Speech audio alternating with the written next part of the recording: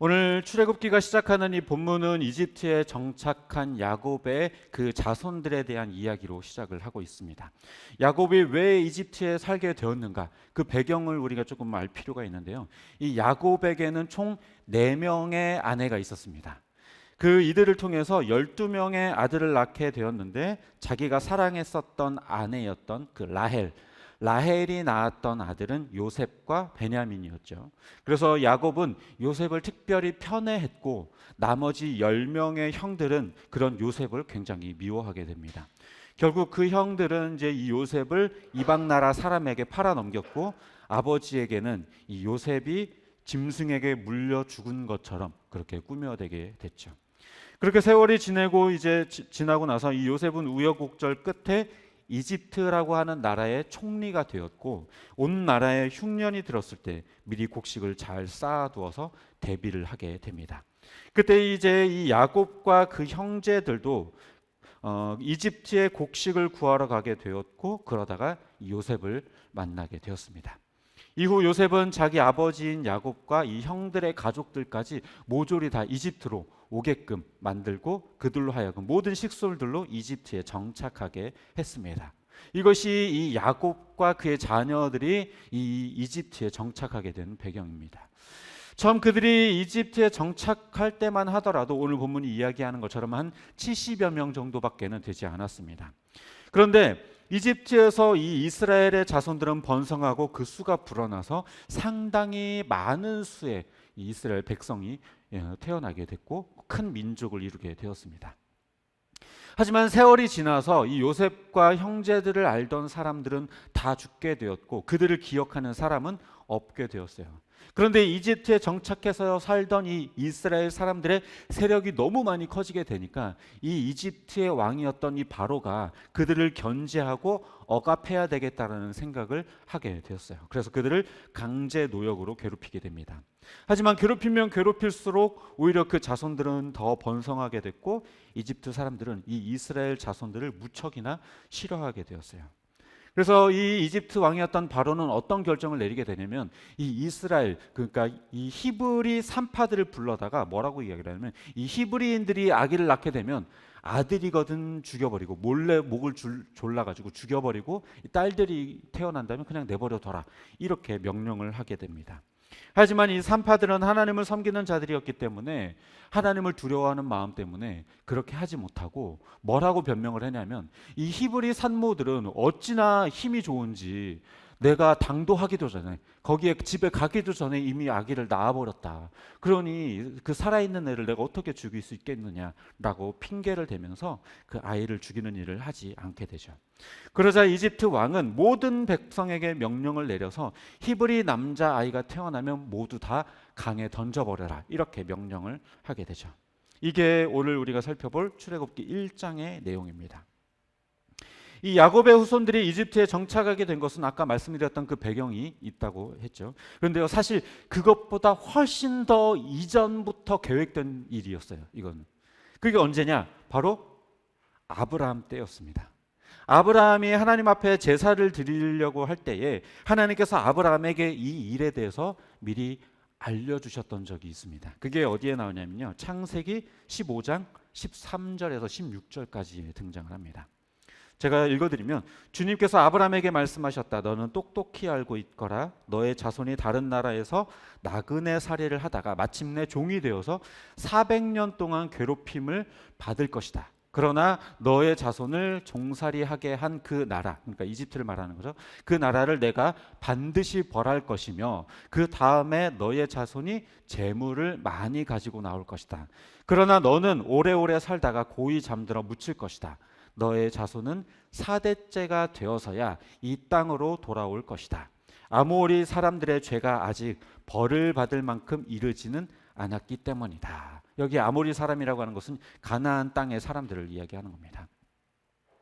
그런데요, 바로 이 앞장면에서 어떤 일이 벌어지냐면, 그러니까 하나님께서 이런 말씀을 아브라함에게 들려주기 이전에 어떠한 장면이 등장을 하냐면요, 이 아브라함이 하나님 앞에 제사를 드리기 위해 이 제물을 준비하는데, 거기에는 소와 염소 그리고 순양 이런 것들이 있었어요. 이런 것들은 반으로 쪼개가지고 갈라가지고 반은 이쪽에, 반은 저쪽에 이렇게 두었어요. 그래서 염소를 갈라서 반은 이쪽, 또 양을 갈라서 반은 이쪽, 반은 이쪽. 그런데 새는 가르지 않았어요. 산비둘기와 집비둘기 새끼는 쪼개지 않고 그냥 그대로 두는 장면이 등장을 합니다. 그때 하나님께서 아브라함에게 나타나서 지금 이 말씀을 하셨던 거거든요.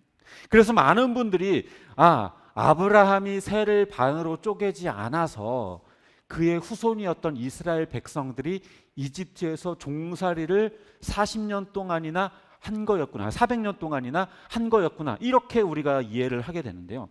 그렇지가 않습니다. 아브라함 자손들이 이렇게 400년 동안 괴롭힘을 당하게 된 이유는요, 그 이집트 사람들과 가나안을 벌하고 이스라엘로 하여금 많은 재물을 가지고 나오게 하기 위함이었어요. 아까 읽어드렸던 이 창세기 15장 13절에서부터 16절까지의 말씀에서도 하나님은 분명히 이야기를 하고 있죠. 내가 이집트를 벌할 것이고 너희들이 많은 재물을 가지고 나오게 될 것이고 아직 아모리 사람들의 죄가 크지 않기 때문에 400년이라는 시간을 기다려야 된다라고 분명히 이야기를 하고 있죠. 그러니까 하나님께서는 이 아브라함을 벌하기 위해서, 아브라함이 잘못했기 때문에 이 그 후손이었던 이스라엘 백성들을 괴롭혔다라는 것이 아니라는 거예요. 아브라함이 자기 아내를 누이라고 속였었던 그 두 번의 사건을 우리가 기억하죠. 이집트에서 한 번, 그랄에서 한 번, 바로를 속였고 아비멜렉을 속였었던 그 사건을 우리가 기억하죠. 분명 잘못은 아브라함이 했는데 어땠어요? 하나님께서는 오히려 바로와 아비멜렉을 꾸짖으셨고 그로 하여금 많은 재물을 가지고 나오게끔 하나님께서 하셨죠. 그러니까 아브라함으로 인해서 이 일을 경험하게 하신 것은 아브라함의 잘못을 드러내기 위한 것이 아니라 아브라함으로 하여금 재물을 급격하게 불려주게 하기 위해서 그렇게 하셨던 일인 거죠. 이처럼 하나님께서 이스라엘로 하여금 이집트에서 안정적으로 번성하고 많은 재물을 가지고 나오게 하시기 위해서 이집트에 잠깐 정착하게 하셨던 겁니다. 이집트의 괴롭힘으로 인해서 그 땅에서 나올 수 있게 된 것이죠. 또 창세기 15장 16절에서 말씀하신 것처럼 하나님은 이집트와 가나안을 벌하시기 위해서 이스라엘로 하여금 이집트에 400년간 그렇게 종살이하게 하셨어요. 그들의 죄가 아직은 심판할 만큼 쌓이지가 않았다는 거죠. 또 그들로 하여금 고난을 겪게 하신 또 다른 이유 하나는 뭐냐면 이집트를 또 떠나게 하기 위해서였어요. 만일 이집트의 괴롭힘이 없었다면 어땠을까요? 아마 그들은 그 이집트 땅에서 살기를 원했을 거예요. 만족하고 그 땅을 떠나려 하지 않았을 겁니다. 왜냐하면 다들 아시는 것처럼 그 이집트라고 하는 지역은요, 비옥한 땅이었거든요. 삼각지대, 우리가 잘 알고 있는 비옥한 삼각지대가 있죠. 나일강을 끼고 있는. 그러니까 굉장히 살기 좋은 대도시였어요. 어려움이 없고 살기 좋았기 때문에 만약에 그런 핍박이 없었다라고 한다면 이 이스라엘 백성들은 이집트에 계속 머무르기를 아마도 원했을 것입니다. 그런데 그들이 그런 괴롭힘을 당했기 때문에 도저히 못 살겠다, 나가고 싶다라는 생각을 하기 시작하게 된 거죠. 그러니까 정리를 해보면 이스라엘이 이집트에 400년간 정착하며 살게 되었던 이유, 그리고 거기서 고난을 당했었던 그 이유, 이런 모든 것들은 그 땅에서 번성할 시간을 그들에게 주되 그들로 하여금 계속해서 그 땅에 살면 안 되기 때문에 고난을 통해 그 땅에서 또한 벗어나게끔 하나님께서 예비하신 것입니다. 새 중에 뻐꾸기라는 새 알죠? 이 뻐꾸기라고 하는 새는요, 다른 새의 둥지에다가 알을 낳습니다. 그래서 그 다른 어미새의 보살핌을 받아요. 그래서 알에서 깨어나고 다른 어미새가 주는 먹이도 받아 먹고, 그러다가 이제 자기가 날아갈 때가 되면은 그 둥지를 훌쩍 떠나버려요. 남의 둥지에서 그렇게 영양분을 받아 먹는 거죠. 인큐베이터라는 것도요, 미숙아의 경우 스스로 자가호흡도 하고 뭔가 면역도 생기고 건강해질 때까지는 인큐베이터 안에서 성장하게끔 하죠. 하지만 그렇다고 해서 그 안에 환경이 좋다고 거기서 계속해서 살 수는 없는 거예요. 건강해지고 면역이 어느 정도 적당해지면 이제 그곳을 나와야 되는 거죠. 이스라엘에게 이집트라고 하는 것은 그렇게 잠시 머무르는 땅이었지 영원히 거할 땅이 아니었던 거예요. 이제 막 하나님의 택함을 받아 시작된 민족으로서 70명밖에 안 되었기 때문에 빠르게 번성하기 위해서는 이집트가 제일 적당한 인큐베이터 같은 역할을 하는 그런 땅이 되었던 거예요. 왜냐하면 이집트는 수많은 우상과 타락한 문화로 가득한 땅이었기 때문에 거기에서 또 영원히 머무를 수는 없었던 거죠. 그렇게 인큐베이터처럼 잠깐 머무르는 것이었던 겁니다. 그래서 하나님께서는 이스라엘을 위해 또 새로운 땅을 준비해 두셨습니다. 아니 물론 따지고 보면 새로운 땅은 아닙니다. 왜냐하면 아브라함이 원래 거했던 땅, 그 가나안 땅으로 다시 되돌아오는 것이었기 때문에 그것은 원래 새로운 땅은 아니고 원래 하나님이 아브라함에게 주셨던 땅이기도 하죠. 아무튼 그 약속의 땅, 그 가나안을 예비해 두셨고 그곳으로 그 이스라엘 백성들을 인도하고자 하셨어요. 이 이집트와 가나안이라고 하는 것, 이것은요 우리가 이 세상 살고 있는 이 세상과 우리가 앞으로 가야 할 하나님의 나라를 또 상징하는 의미이기도 해요.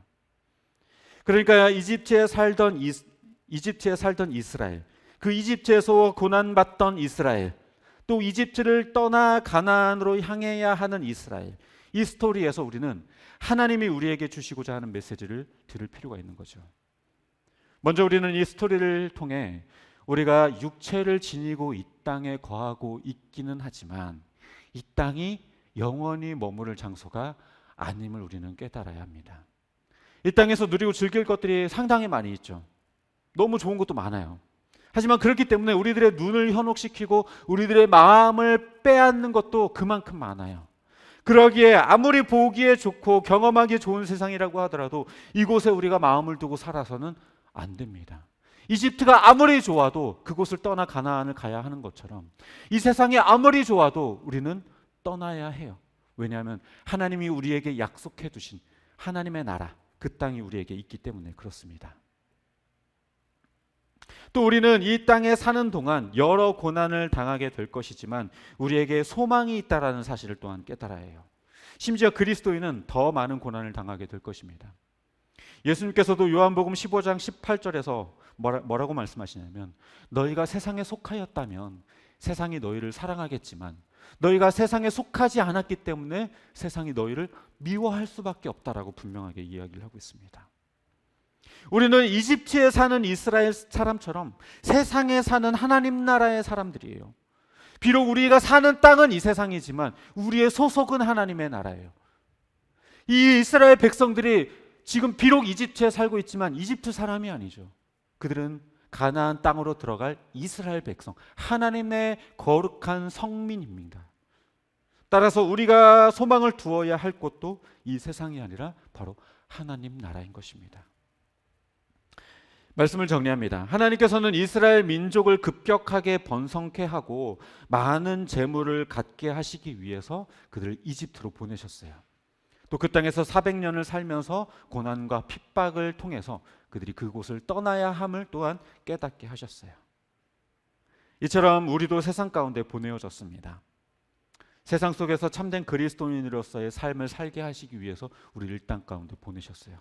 세상에 속하지 않되 세상 안으로 들어가 복음을 전하는 참된 그리스도인의 삶, 하나님 나라의 백성다운 삶을 살게 하시기 위해서 우리를 이 땅에 보내셨어요. 늘 드리는 말씀이지만 거룩이라고 하는 것은 구별됨이에요.